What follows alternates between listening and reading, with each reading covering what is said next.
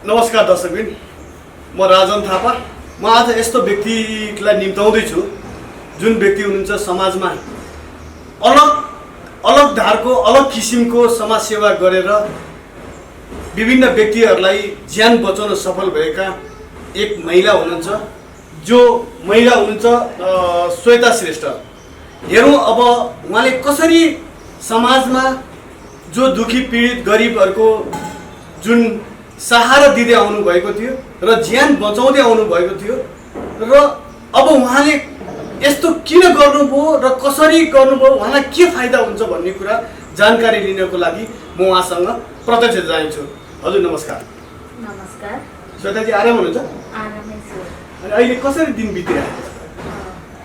अहिले चाहिँ मेरो यो जन्मदिनको अवसर पारेर मैले यो 2000 श्वेता ब्लड डोनेसन क्याम्पेन 2021 नामक क्याम्पेन सञ्चालन गरेर त्यसमा नै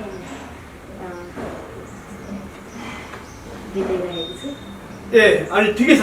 त्यो अहिले कोरोनाको डरले हो क्या मास्क लगाइरहनुहुन्छ तपाईँ? हो, जस आफू पनि बच्नु पर्यो, अरूलाई पनि बचाउनु पर्यो, त्यही भएर मास्क चाहिँ जरुरी नै छ। ए अनि तपाईँले यो जुन ब्लड डोनेसन गर्नुभएको छ होइन, यो किन गर्नुभयो? रक्तदान जीवनदान, रक्तदान नै पुण्य काम भनेर चाहिँ हामीले सुनि नै रहेका छौँ। विज्ञानले पनि अहिलेसम्ममा रगतको कमी चाहिँ रगतको सट्टामा चाहिँ अरू कुनै पनि विकल्प खोज्न नसकेको अवस्थामा चाहिँ त्यति मात्रै नभएर रगत चाहिँ एउटा मरणावस्था पुग्ने समयलाई चाहिँ एउटा रगतको माध्यमबाट जीवन दिने एउटा काम भएर चाहिँ त्यो दान, रक्तदान जस्तो काममा चाहिँ लाग्नु एकदमै मलाई चाहिँ खुसी लाग्छ। जस अब मानव सेवा मध्येमा पनि त्यो काम चाहिँ एकदमै मलाई चाहिँ मनपर्छ। त्यसैले मलाई तपाईँको सरस्वती परिचय दिनुहोस् न। नमस्कार, म श्वेता श्रेष्ठ, म चाबेल बस्छु। मेरो जन्म चाहिँ लमजुङमा भएको हो। मैले योभन्दा अगाडि मेरो आधा उमेर चाहिँ सामाजिक काममा चाहिँ मैले सेवामूलक पेसामा चाहिँ जीवन बिताएँ। किन गर्नुभयो? यो के को लागि गर्नुभयो तपाईँले?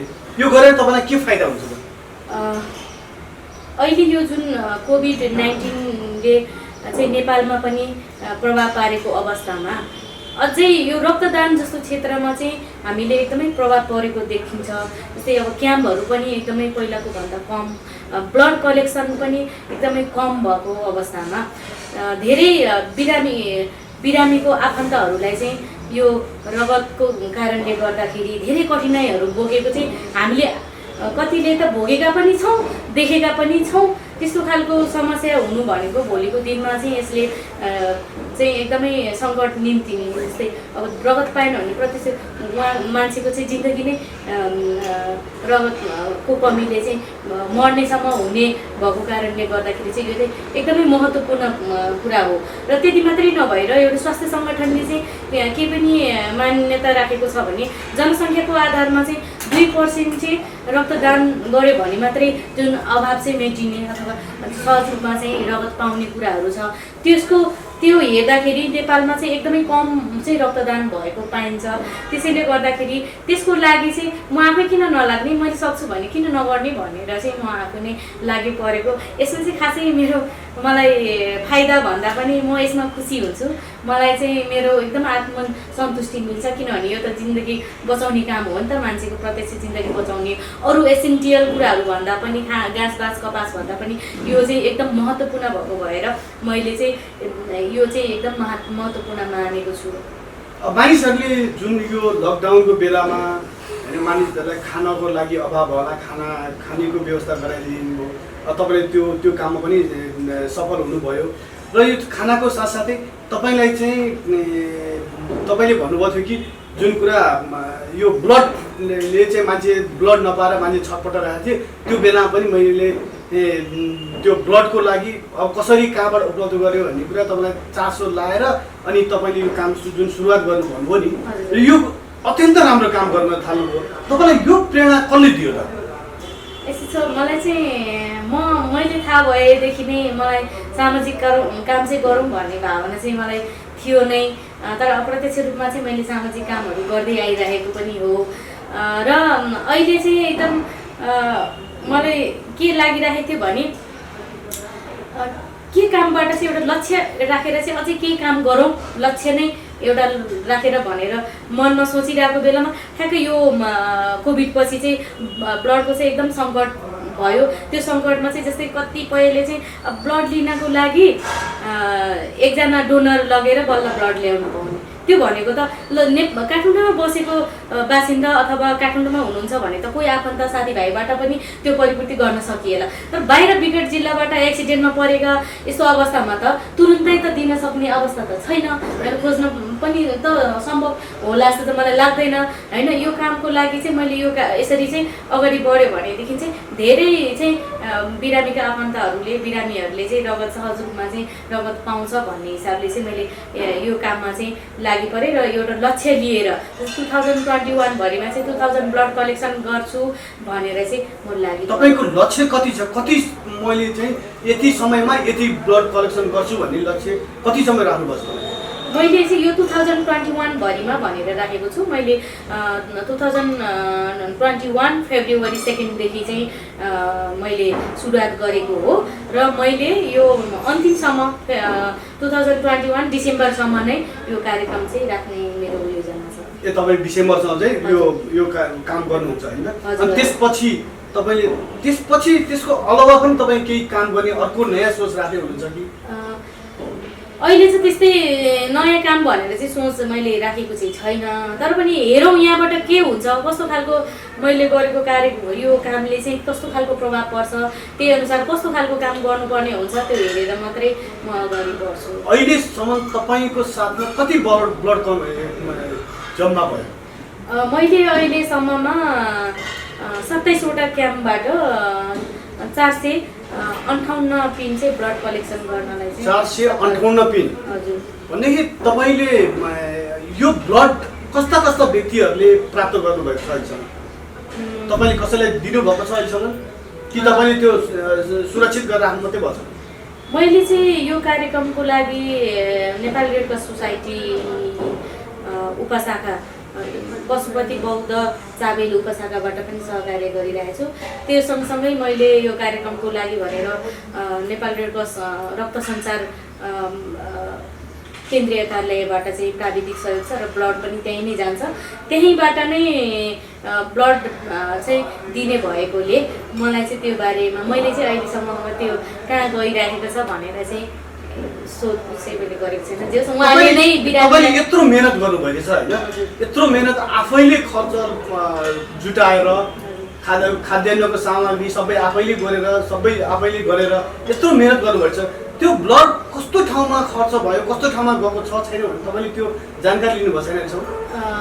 जानकारी चाहिँ लिएको छैन। तर अस्ति एउटा रेड क्रसको प्रोग्राममा म जाँदाखेरि अब खपत भएको र कलेक्सन भएको डाटाहरू चाहिँ दिनुभएको थियो। तर मैले जस अब त्यहाँबाट पनि ब्लड लिन आउँदाखेरि केही कपीहरू दिएर मात्रै ब्लड लाने भएकोले त्यहीँ नै बुझ्नुपर्छ। मलाई चाहिँ एक्ज्याक्ट थाहा भएको छ। तर तपाईँले त्यो चाहिँ बुझ्नु पर्यो नि? त्यो बुझ्नुपर्ने त हो, तर मलाई म यो क्षेत्रमा चाहिँ अलिकति नयाँ भएको भएर आफ्नो काम व्यस्तता पनि छ। त्यो कारणले गर्दाखेरि सबैतिर अलिकति ध्यान दिनको लागि समय दिन सकिनँ। कसरी सम्भव हुन्छ तपाईँले आफ्नै लगानीबाट यो त्यो प्राविधिकहरूलाई खाजा खुवाउनेदेखि लिएर सबै यताउता त्यो म्यानेजमेन्ट मिलाउने कसरी सम्भव गर्नुभएको छ तपाईँ एक्लै व्यक्ति लाएर?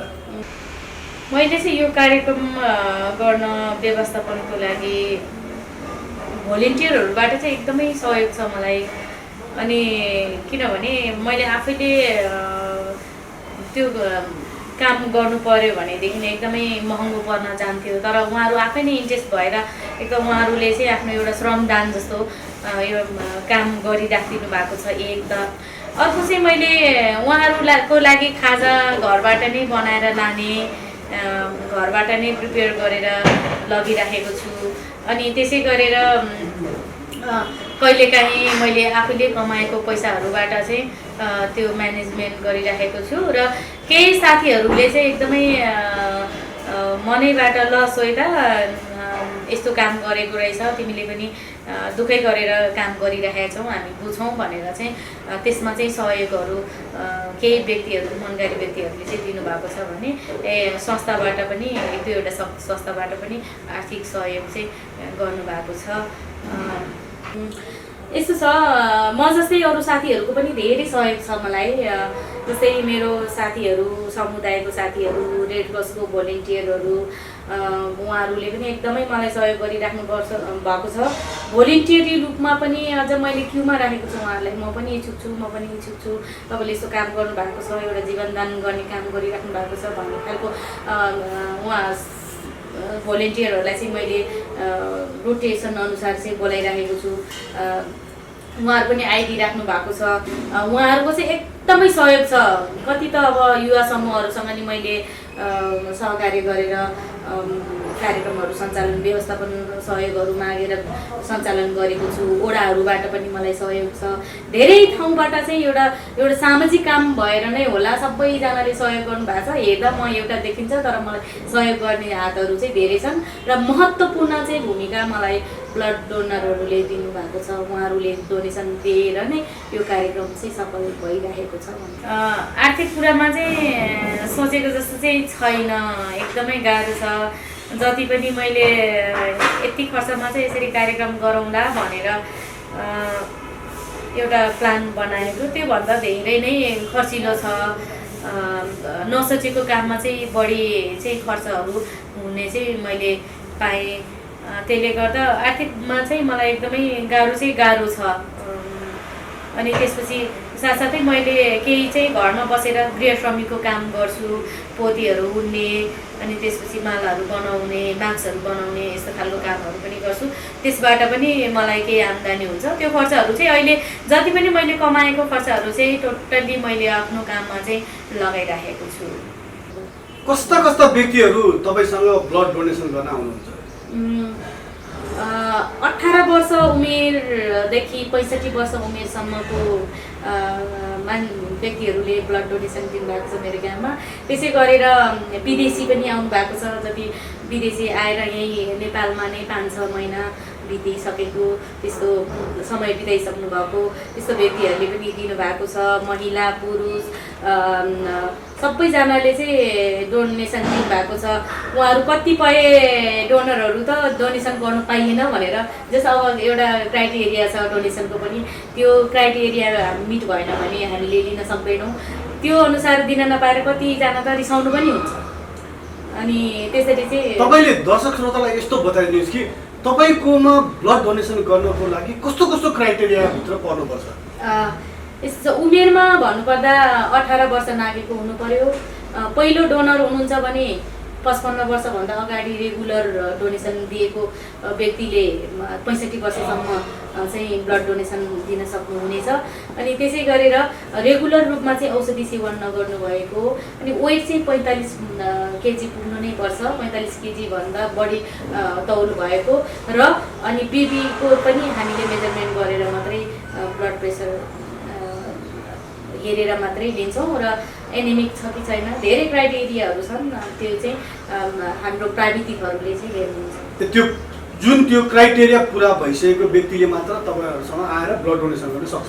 हजुर। त्यसमा तपाईँले हजुर।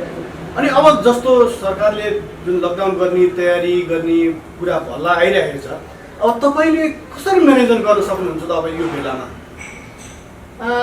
मैले विशेष गरेर यो कार्यक्रम नै मैले यो कोभिडकै समयमा यो रगत अभावकै बेलामा म काम गर्छु भनेर नै एउटा अठोट राखेको थिएँ। बिचमा अलिकति सहज थियो काम गर्न, पक्कै पनि हजुरले भने जस्तै अब त सहज छैन। तर पनि एउटा रक्तदान जस्तो जीवनदान जस्तो कुरामा एउटा क्षेत्रमा काम गर्दा केही न केही मलाई सहज त सम्बन्धित निकायले गरिदिनुहुन्छ होला। त्यति मात्रै नभएर आज यो कुरा पनि म सबैजनालाई के आह्वान गर्छु भने मेरो ब्लड डोनेसन क्याम्पेनमा चाहिँ आएर ब्लड डोनेसन गरिदिनु हुन चाहिँ म एकदमै अपिल गर्छु।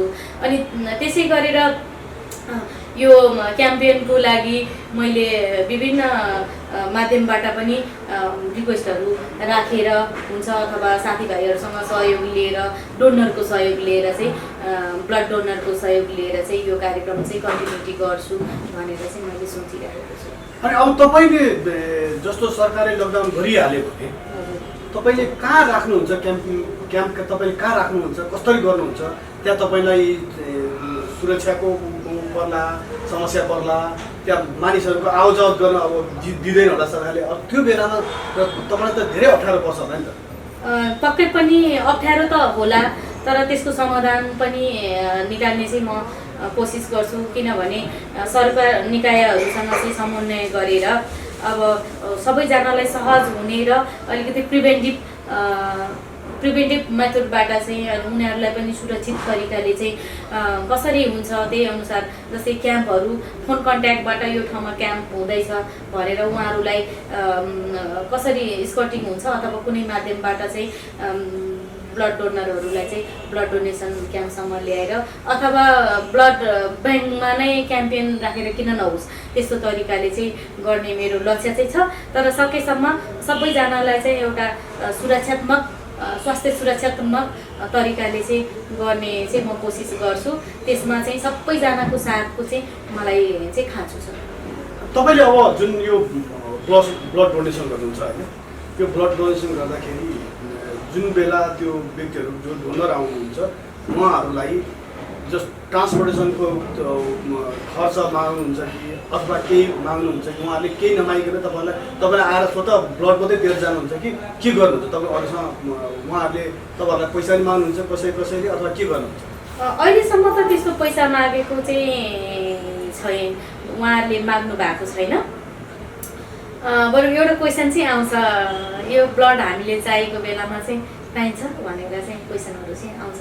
र रक्तदान भनेको दान हो। अनि मैले चाहिँ जति पनि रक्तदाताहरू आउनुहुन्छ उहाँहरूलाई यो कुरा चाहिँ मैले भ्याएसम्म चाहिँ भनि नै राखेको छु, कसैको लागि दान दिएको हो, यो फिर्ता त आउँदैन है। किनभने यसको डेट तपाईँलाई पर्यो भने हामी उपलब्ध गराउँछौँ भने तपाईँले भन्नुहुन्छ। मसँग मैले तपाईँहरूले सबैजनाले, म चाहिँ के भन्छु भने सबैजनाले डोनेसन दियो भने यो सम्भव छ। किनभने जनता त कति धेरै हुन्छन् नि त। अब मैले अघि नै भनिसकेँ 2% मात्रैले त डोनेसन दिनुपर्ने हो नि। सबैजना सचेत भयो भने त यसमा त समस्या आउँछ चाहिँ लाग्दैन मलाई। किनभने दीर्घ रोगी त कमै मात्रामा हुन्छ पर्सेन्टेजको आधारमा त। 2%ले 100जना छौँ भने 2%ले चाहिँ रक्तदान गऱ्यो भने पुगिहाल्छ।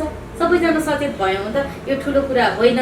तर पनि अहिले किनभने अब सबैजना कतिपय कुराहरू चाहिँ अप्ठ्यारो कठिनाइले गर्दाखेरि त्यही कठिनाइ होला भन्ने खालको चाहिँ मनसाय भएको कारणले गर्दाखेरि नै अहिलेसम्म अप्ठ्यारो जस कतिजनाले चाहिँ के पनि भन्नुभएको छ नि, मेरो आफन्तलाई पर्यो भने मैले दिनुपर्छ भन्ने खालको कुराहरू पनि आउने गर्छन्। अनि त्यस्तो भयो भने त सबैजनाले दिन थालेनन् भने त त्यो त अवश्य नै एकदमै सङ्कटको रूपमा आउन सक्छ ब्लड डोनेसनको विषय चाहिँ। मलाई चाहिँ त्यस्तो लाग्छ। अब यो समाजसेवा गर्ने काममा मान्छेहरूले जस्तै यो लकडाउनको बेलामा 1 प्याकेट चाउचाउ दिएर जो पीडित हुन्छ पीडित व्यक्तिलाई 1 प्याकेट चाउचाउ दिएर हातमा समाएर फोटो खिचेर होइन म चाहिँ सामाजिक अभियन्ता हो भनेर जुन व्यक्तिहरूले भन्दै थिए र तपाईँले आजसम्म हामीले जाने देखे अनुसार सुने अनुसार तपाईँले त धेरै काम गरिसक्नुभयो होइन। खाना नपाउनलाई खाना, लाउन नपाउन लाउन सबै तपाईँले आफैले व्यवस्था गराइदिनु भयो र तपाईँले अहिले यो ब्लड जम्मा गर्दै हुनुहुन्छ। यो पनि तपाईँलाई जुन समस्या परेर त होला नि होइन, जुन व्यक्तिले कोही व्यक्तिहरू तपाईँलाई यो बारेमा यस्तो गरिदिनु पायो भने त्यो लौ न यो ब्लड यस्तो भएन मान्छे छटपटा भनेर तपाईँलाई जुन तपाईँले अघि भन्नुभयो नि मान्छे छटपटा छ ब्लड भएन अब के गर्नु होला तपाईँलाई, अनि तपाईँलाई त्यो उत्सुकता जाएर होइन। अब यो जानेर आयो योमा तपाईँले कुनै बेला तपाईँ यस्तो सोच्नु कि मलाई यो काम गरेपछि अलिकति फाइदा मनकै हुन्छ भनेर तपाईँले यो काममा पनि यस्तो सोच पनि राख्नु भएको छ कि छैन? त्यस्तो त राखेको छैन मैले। किनभने अब म त के भन्छु भने मैले आफैले त थोरै काम गरेँ होला, एउटा भूमिका मात्रै निभाइरहेको छु मैले। मैले गरेको पनि भन्दिनँ, किनकि यो डोनेसन कार्यक्रममा पनि त मैले त साथीहरूको साथ त लिएको छु। हेर्दाखेरि मेरो नाम भए तापनि मलाई त साथीहरूले त सहयोग गरिराख्नु भएको छ, प्राविधिक सहयोग नेपाल रेड क्रस सोसाइटीले दिएको छ। त्यो कारणले गर्दाखेरि मैले गरेको भनेर चाहिँ म भन्दिनँ। हिजोको दिनहरूमा पनि राहत बाँड्दा साथी संस्थाबाट विभिन्न निकायबाट चाहिँ राहतहरू दिएर एउटा बिचमा चाहिँ काम गर्ने, सहजीकरण गर्ने काम मात्रै मैले गरेको हो।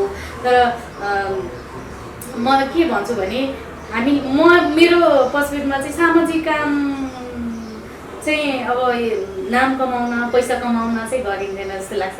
मेरो आत्मा एउटा सन्तुष्टि लिन कहिले त देखाउटीको लागि मात्रै गर्छ नि त यस्तो काम। सामाजिक यस्तो काम भनेको देखाउटी लगाउने, फेसबुकमा फोटो हाल्ने, म चाहिँ फलानु व्यक्ति म त यस्तो काम गरेँ उस्तो काम गरेँ भनेर त्यस्तो गर्ने चलन त धेरै छ होइन। यसमा तपाईँको लागि चाहिँ के छ त, तपाईँ के सोच्नुहुन्छ? मलाई त यस्तो लाग्छ, मैले जे सब साथ दिए, सहयोग गरेँ पनि मलाई त्यसरी देखाउनु पर्छ जस्तो चाहिँ लाग्दैन। किनभने जुन साथ लिने मान्छेले त अलरेडी थाहा हुन्छ नि त, त्यो थाहा भएर नि यो कार्यक्रम त्यस्तै कुराले गर्दाखेरि नि म यहाँसम्म आएँ। किनभने उहाँहरूले मलाई एउटा ट्रस्ट गर्नुभयो, मबाट चाहिँ एउटा समाधान निक्लिन्छ भनेर फोनमा चाहिँ एउटा रगतको अभाव भयो, कसैबाट मिलाइदिनुहोस् भनेर धेरै पटक फोनहरू आउने, कुराकानी रगत सम्बन्धी कुराकानी भइसकेपछि त मैले यो कार्यक्रम गर्न सहज भयो। यो कार्यक्रम गर्नलाई चाहिँ मलाई एउटा प्रेरणाको रूपमा भयो। त्यो कारणले गर्दाखेरि बाटो भनेको आफै अरूले मैले आफैले भन्नुभन्दा पनि अरूले भनेर चाहिँ अलिकति परिचित हुनुमा चाहिँ म चाहिँ फरक पाउँछु। मैले यस्तो भनेर भन्नुभन्दा फलाना यस्तो भनेर भन्नलाई चाहिँ मलाई एकदमै राम्रो लाग्छ। अनि अब के गर्ने सोच राख्नुभएको छ नयाँ अर्को यो ब्लड डोनेसनको काम? यदि सरकारले अब तपाईँलाई गर्नै दिएन भने तपाईँले गर्न सम्भव छैन होला, अनि के गर्ने सोच राख्नु? कसरी गर्ने एउटा नयाँ तरिका त होला नि, तपाईँसित नयाँ तरिका आइडिया त लिनु होला नि। त्यही सम्बन्धित सरसल्लाह पनि मैले लिइ नै राखेको छु। नेपाल रेड क्रस सोसाइटीबाट आवश्यकता अनुसारको चाहिँ छलफल गरेर अगाडि बढाउँला, पछि केही समस्या अनुसार चाहिँ हामी अगाडि बढाउँला भन्ने खालको चाहिँ एउटा उहाँहरूले मलाई चाहिँ हौसला दिइराख्नु भएको छ। अवश्य नै केही न केही त, किनभने यो त कोभिडको लकडाउन पनि मानव को रक्षा गर्नलाई हो, स्वास्थ्यको रक्षा गर्नलाई हो। मेरो यो क्याम्पेन पनि, हाम्रो यो क्याम्पेन पनि मानवको लागि गर्ने हो। पक्कै पनि मलाई जहाँसम्म लाग्छ यसको लागि चाहिँ त्यस्तो अवरोध त नहोला है, सुरक्षित तरिकाले। यदि आइहाल्यो भने तपाईँसँग के अर्को दोस्रो विकल्प केही छ? दोस्रो विकल्प त छैन। अब यो भिडियो जसले हेर्नुहुन्छ त्यसको लागि चाहिँ म सल्लाह सुझाव चाहिँ माग्छु। किनभने सबैजनाले साथ दिनुभयो भने यो कसरी लाने, के गर्ने मेरो हातमा छैन नि त। त्यही कारणले गर्दाखेरि सबैजना जति पनि भिडियो हेरिराख्नु भएको छ सबैबाट चाहिँ यो कार्यक्रमलाई चाहिँ कसरी अगाडि बढाउँदा राम्रो हुन्छ भनेर सबैजनासँग चाहिँ म रिक्वेस्ट गर्छु। तपाईँले अब क्याम्प कहाँ राख्ने तपाईँले निचोड राख्ने निकाल्नुपर्छ, यहाँ यस्तो ठाउँमा राख्दाखेरि राम्रो होला कि भनेर कुन चाहिँ एरिया चुज गर्नुपर्छ, त्यो दर्शक श्रोतालाई बताइदिनुहोस् न। मैले चाहिँ अहिलेसम्मको क्याम्प भनेको काठमाडौँ महानगरपालिका वडा नम्बर 6 स्थित बौद्धमा चाहिँ राखिराखेको छु। 25वटा क्याम्पेन चाहिँ मैले काठमाडौँ महानगरपालिका वडा नम्बर 6मा नै राखिराखेको छु भने 2वटा क्याम्प चाहिँ मैले वडा नम्बर 7 काठमाडौँ महानगरपालिका वडा नम्बर 7मा राख्दै आइरहेको छु। मैले यो बौद्ध क्षेत्र विकास समितिलाई चाहिँ हरेक शनिबार चाहिँ क्याम्पेन राख्नको लागि उहाँहरूसँग ठाउँको लागि सहयोग मागेर काम गरिरहेको थिएँ। अब त्यो सम्भव होला नहोला आफ्नो ठाउँमा छ। अबको दिनहरूमा चाहिँ जस्तै अब कुनै पनि माध्यमबाट कुनै ठाउँमा चाहिँ डोनरहरू ले चाहिँ म यसरी दिन इच्छुक छु भनेर भनिदिनु भयो भने चाहिँ त्यही अनुसारको ठाउँ निर्धारण गरौँला भनेर मैले चाहिँ प्लान बनाइराखेको छु। अब जस्तो एक्जाम्पल लागि मलाई डोनेसन गर्न मन लाग्यो होइन, हजुर, अब म कहाँ आउँदा हुन्छ दर्शक श्रोतालाई यस्तो बताइदिनुहोस् कि होइन, उहाँहरूलाई जहाँ तपाईँले कहाँ छेउ तपाईँलाई पाएको पर्छ, उहाँहरूलाई कस्तो पाएको पर्छ, तपाईँलाई कसरी कन्ट्याक्ट गर्ने, त्यो सबै कुरा जानकारी गराइदिनुहोस् न। मैले चाहिँ यही क्याम्पेनको लागि भनेर एउटा Shweta blood donation campaign 2021 page चाहिँ बनाएको छु। त्यहाँ चाहिँ मेरो कन्ट्याक्ट नम्बरहरू छ, त्यहाँ कन्ट्याक्ट गरेर उहाँहरूले कमेन्ट अथवा मेसेजमा पठाइदिनु भयो। तपाईँको एक फेरि कन्ट्याक्ट नम्बर नि दर्शक श्रोतालाई जानकारी गराइदिनु। हजुर, मेरो कन्ट्याक्ट नम्बर चाहिँ 9843395450 छ। यसमा चाहिँ यहाँहरूले फेरि एक फेरि दोहोऱ्याइदिनु। 9843395450 यो नम्बरमा फोन गरेर म यो एरियामा बस्छु, म चाहिँ जीवनदान दिन, रक्तदान मात्रै नभएर जीवनदान दिनको लागि चाहिँ इच्छुक छु भनेर भनिदिनु भयो भने जहाँ 30 जना व्यक्तिको चाहिँ जुन एरियाबाट मेसेजहरू आउँछ अथवा कल आउँछ त्यो एरियामा चाहिँ म राख्न एकदमै इच्छुक छु। मलाई एकदमै डोनरहरूको चाहिँ साथ चाहिँ आवश्यक छ। फेरि पनि यो कुरा दोहोऱ्याएँ। अब हामी कार्यक्रमको अन्तिममा छौँ होइन, तपाईँलाई अरू दर्शक श्रोतालाई केही भन्नलाई यस्तो गर्दै हुन्थ्यो, यस्तो गर्दै हुन्थ्यो, तपाईँले यस्तो गर्दै हुन्थ्यो भन्ने केही छ? पक्कै पनि छ। म चाहिँ सबै दर्शकवृन्दहरूलाई के भन्न चाहन्छु भने हाम्रो मानव शरीरमा चाहिँ पुरुषमा 77% मिलिग्राम चाहिँ रगत प्रति केजी रहेको हुन्छ भने महिलामा 65 ml प्रति केजी चाहिँ ब्लड रहेको हुन्छ।